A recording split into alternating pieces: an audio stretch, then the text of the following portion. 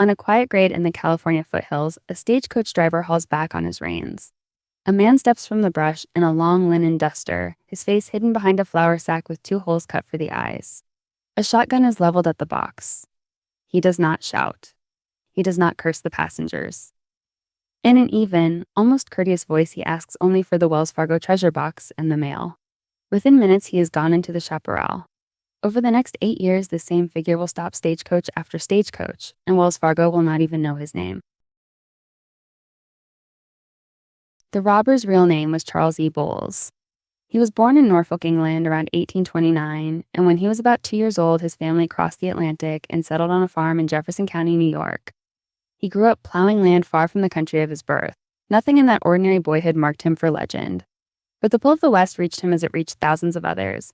And in the closing months of 1849, the young farmer turned his back on the family fields and set out for the gold fields of California, chasing the same rumor that was emptying towns across the nation. California in the gold rush was a place of long odds and longer days. Bowles worked the diggings the hard way, crouched over a long tom, washing gravel for color that mostly never came. Like most who came for easy fortune, he found labor instead of luck. The placer claims that promised independence delivered aching backs and thin returns. Years of this wore on him, and the dream of striking it rich slowly curdled into the ordinary struggle to get by. The lesson of the mines, that the men who profited were rarely the men who dug, would stay with him. When the Civil War came, Bowles answered the call. In August of 1862, he enlisted in Company B of the 116th Illinois Infantry, and he proved a capable soldier. He rose to first sergeant. He was wounded in the long siege of Vicksburg, where Grant's army ground its way to the Mississippi. He marched with Sherman across Georgia to the sea, through some of the hardest campaigning of the war, and earned brevet commissions before his discharge in 1865. The polite stranger who would later terrify stage drivers had already crossed a continent of fire and survived it. After the war, the trail of Charles Bowles grows faint, the way many veterans' lives did. He drifted, prospected again, and at some point nursed a private grievance against the great express company that had come to dominate the West. Wells Fargo carried the gold, ran the stage lines, and held the strongboxes, and to a worn-down miner it could look less like a service than a master. Whatever the exact spark, by the summer of 1875 a plan had hardened in his mind. He would take from the company what the company carried, and he would do it on his own quiet terms. On July 26, 1875, near a rise called Funk Hill between Copperopolis and Milton, the legend began. A masked man stepped into the road, demanded the box, and walked away with about $160. Witnesses noticed at once how strange he was. He never raised his voice.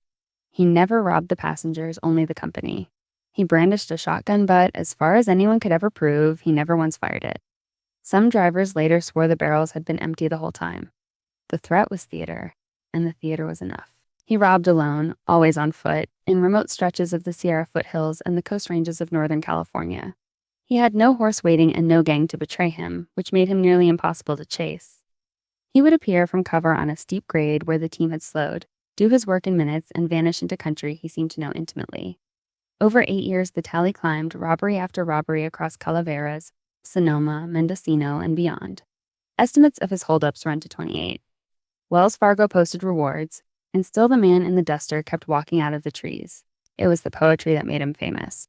At the scene of a holdup in August of 1877, he left behind a scrap of verse signed with a flourish, and it read in part, "I've labored long and hard for bread, for honor, and for riches, but on my corns too long you've tread, ye fine-haired sons of bitches." He signed himself Black Bart, the poet, spelling poet as a number in a letter. Only 2 such verses were ever truly authenticated, but they were enough. Newspapers seized on the bandit who robbed with manners and rhymed at the company's expense, and a folk hero was born. The man behind the mask lived a second life that no one suspected. In San Francisco, he was Charles E. Bolton, a well-dressed, soft-spoken mining man who stayed in respectable lodgings and dined in good company. He carried a cane, wore a neat derby, and spoke of distant claims. Neighbors thought him a gentleman of modest means and good breeding. No one connected the polished city dweller with the duster-wearing ghost of the foothill roads.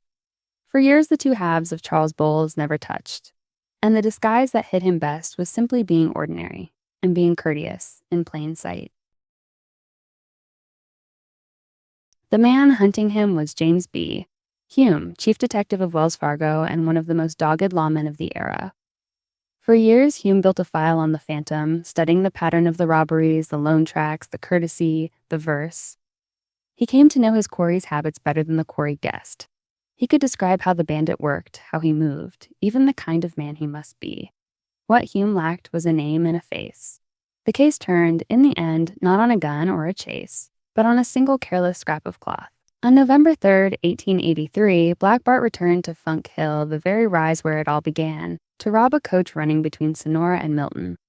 This time it went wrong. A young man traveling with the stage opened fire, and the bandit fled, leaving behind several personal effects in his hurry. Among them was a handkerchief. It was an ordinary square of cloth, but stamped in one corner was a laundry mark, the code FX07.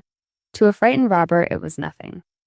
To a patient detective, it was the first solid thread in 8 years of empty trail. Hume turned the handkerchief over to the former Alameda County Sheriff Harry Morse, and Morse set out to do the unglamorous work that solves real cases. He carried the laundry mark from one San Francisco laundry to the next, asking the same question again and again. At last, at a laundry on Bush Street, the mark FX.7 matched a customer on the books, a respectable gentleman named C.E. Bolton. The Phantom of the Foothills had a name and an address at last, given up by nothing more dangerous than his own washing. Detectives approached the elegant Mr. Bolton, and the two lives of Charles Bowles finally collided. Confronted with the evidence, he gave little away and never fully confessed to the long string of robberies, but the weight against him was enough. In 1884, he was convicted in connection with the final holdup and sentenced to 6 years in San Quentin. The gentleman bandit, the rhyming ghost who had bested Wells Fargo for nearly a decade, walked at last through the prison gates above the bay, his shotgun and his duster traded for a convict's number. He was a model prisoner, and in January of 1888 he was released early for good behavior. Reporters found him outside the walls, older and grayer, and asked whether he would go back to robbing stages. He said no. Asked if he would write more poetry, he smiled and said that was robbery too.